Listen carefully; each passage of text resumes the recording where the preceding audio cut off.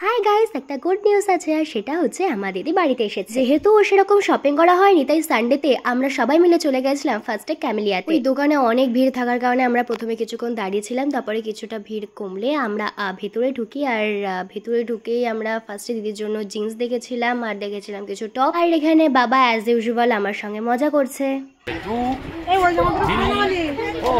এখানে আরো কিছু টপস দেখিয়েছিল রকি দাদা, আর রকি দাদা দেখো মেরে জামা পরছে। দিদি ট্রাই করেছিল এই শার্টটার সঙ্গে এই জিন্সের প্যান্টটা, আর আমিও কিছু আমার ওয়ান পিস দেখছিলাম। তো এই দেখো দিদি এই টপটার সঙ্গেও জিন্সের প্যান্টটা ট্রাই করেছে। তোমরা বলো তো কোনটা নিয়েছে দিদি?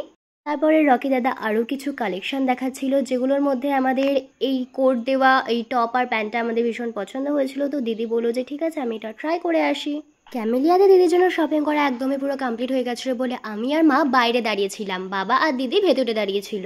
তারপরে বাবা আমাদের আবার ডাকলো, আর দোকানে গিয়ে দেখি যে রমেন আঙ্কেল মাকে প্রেফার করলো যে জিমসু শাড়ি খুব ভালো এসেছে নেওয়ার জন্য, তো মা ওই শাড়িটা নিয়েছে। তারপরে চলে গেছিলাম দিদির জন্য কিছু হিলস আর স্নিকার্স কেনার জন্য। দিদির সমস্ত হিলস আর স্নিকার্স কিন্তু চুজ করতে বলেছিল আমাকেই, আর আমি ওকে হিলসটা চুজ করে দিয়েছিলাম। আর এখানে দিদি হিলসটা একবার পরে দেখছে যে কোনো প্রবলেম হচ্ছে কিনা। আমাদের জুতো কেনা একদম পুরো কমপ্লিট। আর তারপরে আমরা চলে গেছিলাম ভি মার্টে। আর এই দেখো মা যাবে টোটো করে, আর টোটো পাইনি বলে মা এখানে হাঁটছে, আর আমরা মোটরসাইকেল করে মাকে টাটা করে দিলাম। বাবাকে তো আজকে ব্লগে দেখানোই হয়নি, তাই বাবাকেও একটু দেখিয়ে নিলাম। আমরা চলে এসেছি ভি মার্টে।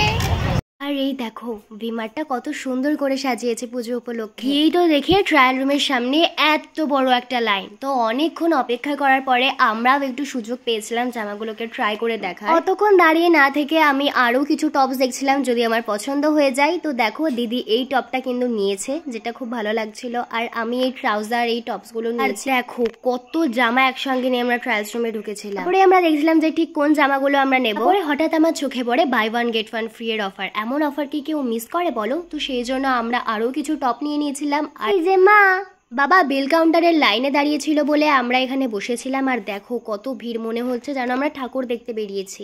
পেমেন্ট করার পরেও আমরা একবার মিলিয়ে দেখে নিচ্ছিলাম যে ঠিকঠাক জামাগুলো আছে কিনা। ভি মার্টের বাইরে বেরিয়ে ইশিকার সঙ্গে দেখা হয়ে গেল, আর খুব ভালো লাগলো ওর সঙ্গে দেখা হয়ে। তারপরে চলে গেছিলাম কিছু খাবার খাওয়ার জন্য সুগার অ্যান্ড স্পাইসেস, আর ওখান থেকে নিয়েছিলাম ফিশ রোল।